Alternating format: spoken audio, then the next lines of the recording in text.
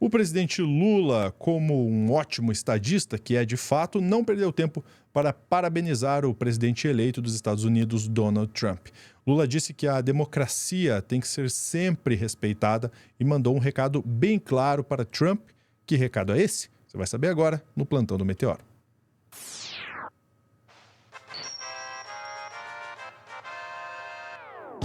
Estamos chegando com mais um Plantão do Meteoro, estamos fazendo toda a cobertura aí dessa eleição estadunidense. Eu já vou chamar a Day aqui na tela, porque eu quero te indicar o @ da Day aqui, ó, @ da NJ Oliveira, para você seguir a Day. A Day posta lá, inclusive, notícias importantes, posta também quando o time dela perde, né? Quando ganha também, mas assim, no momento tá mais perdendo que ganhando. E o meu @ aqui, ó, lu.junior, para você me seguir lá no Instagram, no Threads e no TikTok. Vamos lá, Day, vamos falar do que aconteceu aí, aliás, qual foi a repercussão, né, no Palácio do Planalto sobre a vitória de Donald Trump. Sim, inclusive porque agora, né, tem pessoas adultas, pessoas democráticas, pessoas líderes realmente de Estado ocupando aquele espaço, né, então a gente tem que ter um certo prazer até em falar sobre isso, né.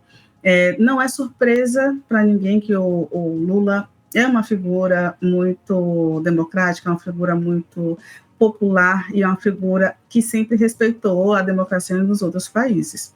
O Lula ele teve um posicionamento que não é tão comum assim para o Itamaraty, para a própria presidência, de se posicionar apontando ali um norte para um determinado líder, se envolver de alguma forma nas relações eleitorais de outro país.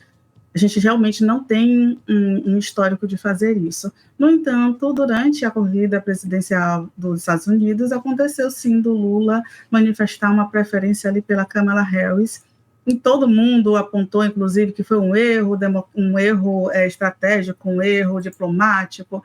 Não concordo com esse pensamento, mas, voltando para o mesmo alinhamento que o Lula sempre teve, assim que foi confirmada, né, a vitória ali do Donald Trump, ele foi para as redes sociais e, assim como vários outros líderes mundiais, se manifestou publicamente, elogiou, parabenizou, né, o presidente estadunidense, porque a gente tem relações comerciais e porque é importante, né, reconhecer a democracia, o voto direto de um outro país, ainda que nesse país as urnas eletrônicas não existam, né, no caso, votação seja por cédula, e cédulas tenham sido incendiadas, mas ainda assim ele, o Trump é o ganhador da disputa.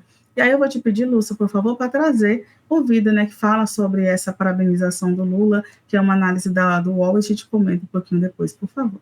Vitória do Trump, que eu acho que mostra bem aí do que a gente está falando, essa força de Trump. Trump volta à Casa Branca. E na sequência, a fala do presidente Lula. Eu queria focar agora só nisso, porque todo mundo estava muito preocupado aí, o que poderia acontecer com o Brasil. Lula deu os parabéns ao Trump, diz que o mundo precisa de diálogo e trabalho conjunto. O Lula publicou isso às 8h56, poucas horas aí depois da confirmação mesmo dessa vitória de Donald Trump. E ele disse: meus parabéns ao presidente Donald Trump pela vitória eleitoral e o retorno à presidência dos Estados Unidos. Diz Lula: a democracia é a voz do povo e ela deve ser sempre respeitada. O mundo precisa de diálogo e trabalho conjunto para termos mais paz, desenvolvimento e prosperidade. Desejo sorte e sucesso ao novo governo. É possível dialogar com Donald Trump, Kennedy? Como é que você vê essas declarações de Lula? Ele ressalta, né, a democracia é a voz do povo. A democracia a maioria escolheu Donald Trump. E a gente não está falando aí que foi nada fora do comum, a escolha do eleitor. Mas ele fala sobre o diálogo. Você acha que há esse caminho de diálogo? Como é que será o diálogo de Brasil e Estados Unidos? Fabiola, será difícil, mas não há alternativa. É preciso buscar o diálogo. O Lula, que torceu pela Kamala Harris e deu entrevista para a imprensa francesa dizendo isso claramente na semana passada, age corretamente agora. Dá os parabéns, deseja boa sorte, reconhece a vitória no sentido de que, olha, é a voz das urnas e dos eleitores que vale, mas aí lança uma vacina, porque ele, ao pedir diálogo e trabalho conjunto, é tudo que o Trump não se disse disposto a fazer, né? Ele é uma figura que dialoga pouco, e a questão da emergência climática, por exemplo, a saída do Acordo de Paris, a negação das mudanças climáticas, a forma como ele acha que ele pode intervir em conflitos como o de Gaza e na Ucrânia. Portanto, é uma reação, você vê, protocolar. O Lula provavelmente vai falar, vai em algum momento, vai além da nota e terá que ir. As relações entre Brasil e Estados Unidos, elas são históricas. Os Estados Unidos são o segundo maior parceiro comercial do Brasil, estão atrás da China, muito investimento americano no Brasil.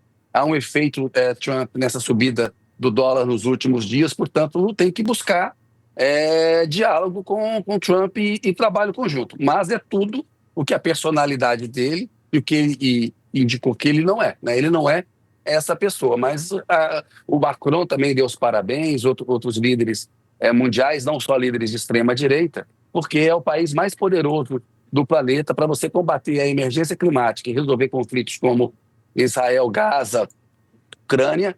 A participação americana é fundamental, até porque... Isso mesmo. Isso. Eu acho importante a gente pontuar, né, que o Trump ele é uma figura odiosa, mas ele veio com um discurso mais moderado este ano. Isso é muito importante, porque ele precisava também combater justamente aquela imagem que repeliu muita gente, que não fez com que ele fosse reeleito. Vou só ler um trecho, né, da mensagem do presidente Lula nas redes sociais, que é: meus parabéns ao presidente Donald Trump pela vitória eleitoral e retorno à presidência dos Estados Unidos. A democracia é a voz do povo e ela deve ser sempre respeitada. O mundo precisa de diálogo e trabalho conjunto para termos mais paz, desenvolvimento e prosperidade. Desejo sorte e sucesso ao novo governo. Para mim, é uma mensagem muito clara do que ele precisa que o Trump faça. Olha, abra o seu diálogo, porque ao mesmo ponto que ele diz o abra o diálogo, a gente precisa de trabalho conjunto para termos paz, desenvolvimento e prosperidade. Por mais simples que seja essa mensagem, realmente diz muito quando a gente entende quem é a figura do Trump. O Brasil, inclusive, acredita que o COP30, que vai acontecer, inclusive, aqui, né, em Belém, que é a Conferência das Nações Unidas sobre as Mudanças Climáticas, que geralmente tem a presença de um líder estadunidense, talvez não tenha a presença dessa vez, justamente com esse triunfo aí, né, essa vitória do Donald Trump. A vinda do Donald Trump ao Brasil não está confirmada, ele é um dos poucos líderes que não confirmaram ainda, pela magnitude do que é o evento, né, a COP30. Inclusive, tem essa preocupação do governo, justamente do esvaziamento por causa de um líder que realmente não tem nenhum tipo de interesse em preservação ambiental. O Lula, inclusive, agora está até antecipando a ida, né, para o Rio, para a cúpula do G20, também vai conversar com vários líderes de Estado, certamente vai ter uma articulação aí para evitar esvaziamentos, e também o G20, nesse caso, é o G20 social, né, que se pensa no desenvolvimento social. Então, deve haver umas articulações aí políticas por trás dessa tal especulação de que os Estados Unidos se torne mais distante, mais protecionista, até porque o protecionismo dos Estados Unidos já é algo que se previa, né, independente se fosse o Trump ou a Kamala Harris. No entanto, nesse momento, a gente tem sim um bolsonarismo ali, piorando um pouquinho a imagem do que é o Brasil lá fora. A gente tem uns deputados que estão indo para lá para dizer que a gente não tem democracia. Isso é muito severo. Isso não quer dizer que o Trump está comendo esse H, literalmente, né? Aquele ditado, né? Está comendo um H. Por quê?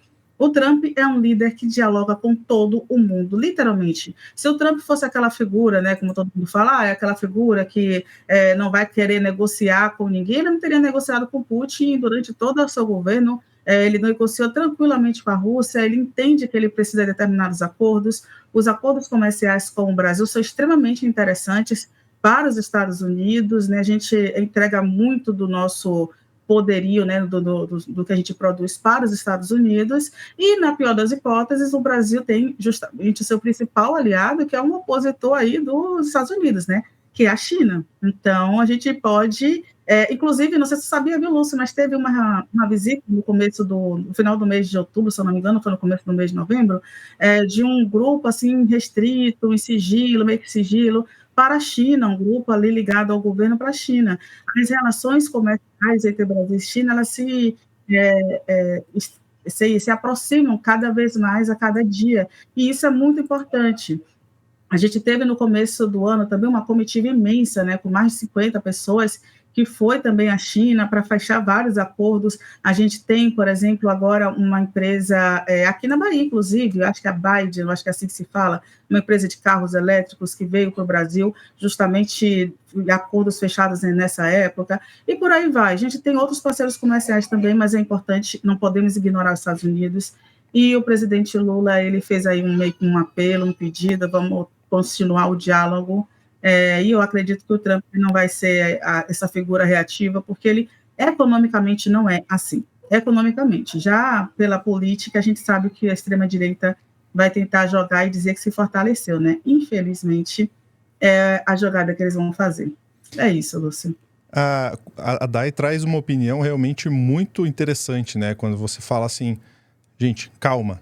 Ok, Trump ganhou, mas isso não quer dizer muita coisa economicamente para o Brasil, porque não ia mudar muito em relação ao que Trump representa e o que Kamala Harris representaria economicamente falando, porque os Estados Unidos têm tido, nos últimos anos, uma visão muito autocentrada da economia. E é claro que isso vai ficar cada vez mais nesse momento, né?